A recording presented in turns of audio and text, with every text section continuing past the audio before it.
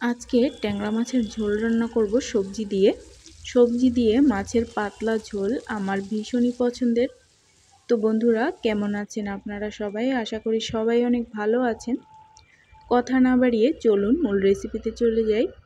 আমি এখানে আমার প্রয়োজন মতো কিছু ট্যাংরা মাছ নিয়ে নিয়েছি। ট্যাংরা মাছগুলোর পেট ভর্তি ডিম ছিল। প্রথমে একবার ভাবলাম ভাজি করে দিই, এরপরে ভাবলাম যে মাছগুলো যদি ভাজি করা হয় তাহলে ডিমের মধ্যে মশলাটা যাবে না আর খেতেও খুব একটা ভালো লাগবে না, যেটা আমার ফ্যামিলিতে কারোরই পছন্দ না। তো এরপরে আমি সবজিগুলো কেটে নিয়েছি আর মাছগুলোকে সুন্দরভাবে ধুয়ে হলুদ লবণ মাখিয়ে এবার তেলে ভাজি করে নিচ্ছি। আমি সরিষার তেলে সম্পূর্ণ রান্নাটা শেষ করব, তবে আপনারা চাইলে সয়াবিন তেলেও করে নিতে পারেন। আমরা যেহেতু সরিষার তেলে রান্নাটা খাই, তাই আমি সরিষার তেলে সবসময় মাছ রান্না করার চেষ্টা করি। ভাজিতে সামান্য সরিষার তেল ব্যবহার করি, মাঝের মধ্যে সয়াবিন তেলটাও ব্যবহার করি। আপনারা যারা নতুন আমাদের চ্যানেলে আছেন তারা অবশ্যই আমাদের চ্যানেলটি সাবস্ক্রাইব করে দিবেন। তো বন্ধুরা, এবারে মাছগুলোকে খুব সুন্দরভাবে আমি ভেজে নিয়েছি। যেহেতু ডিম আছে, একটু কড়া করে ভাজতে হবে, অন্যথায় ডিমটা কিন্তু খেতে ভালো লাগবে না। খুব সুন্দরভাবে ভাজি করা হয়ে গিয়েছে। এবার আমি মাছটা তুলে নিয়েছি, তবে চেষ্টা করবেন অবশ্যই মাছটা ভাজি করার সময় ঢাকনা আটকে ভাজি করতে, তাহলে মাছের ডিমটা ফাটলেও কিন্তু আপনার হাতে বা গায়ে আসার সম্ভাবনা একদমই থাকবে না। তো বন্ধুরা, আমি এখানে কিছু সবজি কেটে নিয়েছি। দেখুন, সবজিগুলোকে সুন্দরভাবে ধুয়ে তারপরে কেটে নিয়েছি।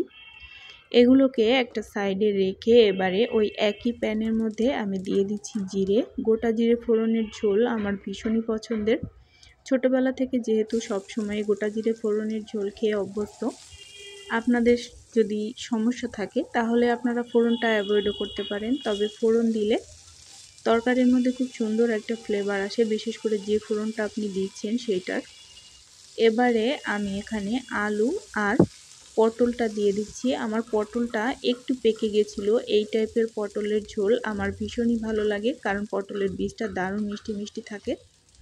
এবারে আমি এখানে একটা মশলার মিশ্রণ দিয়ে দিচ্ছি। এখানে সামান্য হলুদের গুঁড়া, হাফ চামচ মতো লাল মরিচের গুঁড়া, জিরার গুঁড়া আর পরিমাণ মতো লবণ আমি সুন্দরভাবে গুলে রেখেছিলাম। এতে করে মশলাটা খুব সুন্দরভাবে মিশে যায়, আর জলের মধ্যে অনেকক্ষণ গোলা থাকলে এটা কিন্তু সম্পূর্ণ বাটা মশলার ফ্লেভার নিয়ে আসে।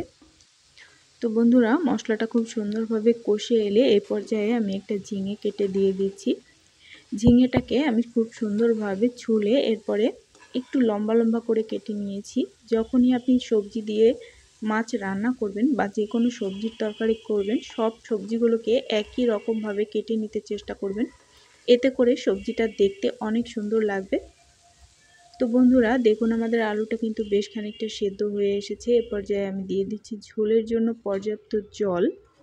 যেহেতু একটু পাতলা ঝোল রাখবো, তাই জলের পরিমাণটা একটু বেশি দিচ্ছি। আর আপনারা অনেকেই হয়তো জানেন, প্যানে কিন্তু জলটা খুব সহজে টানতে চায় না, আর যেহেতু গ্যাসে রান্না করা হয়, ঝোলটা যেরকম দেবেন তার থেকে একটু মাত্র কমে যায়। এ কারণে ঝোলটা হয়তো কম দেখাচ্ছে, কিন্তু রান্না করার পরে এটাই পারফেক্ট হয়ে যাবে। তো যাই হোক, এবারে আমি মাছগুলোকেও একসাথে দিয়ে দিচ্ছি। যেহেতু ডিম ভর্তি মাছ আছে, সবজির সাথে একসাথে দিলে ডিমের মধ্যে কিন্তু খুব সুন্দরভাবে সমস্ত মশলার ফ্লেভারটা ঢুকে যাবে, এতে করে ডিমটা খেতেও ভালো লাগবে। আমি যে বাটিতে মাছটা তুলে রেখেছিলাম, সেই বাটিতে যে তেলটা ছিল সেই তেলটাও আমি কিন্তু দিয়ে দিচ্ছি ঝোলের মধ্যে। এবারে খুব সুন্দরভাবে একটু নাড়িয়ে নিয়েছি। আমি এখানে কোনো রকম চামচ বা খুন্তির ব্যবহার করছি না, যেহেতু মাছটা আমি দিয়ে দিয়েছি। এবারে ঢাকা আটকে আমি সবজিগুলোকে একটু ফুটতে দেব। দেখুন, কিছুক্ষণ পরেই এটা কিন্তু ফুটতে শুরু করেছে। যখন এভাবে ফুটতে শুরু করবে, আমি ঢাকনাটাকে একটু খুলে খুন্তির সাহায্যে একটু সবজিগুলোকে উল্টে পাল্টে দিচ্ছি, যাতে করে খুব সুন্দরভাবে সবজিগুলো সেদ্ধ হয়ে যেতে পারে।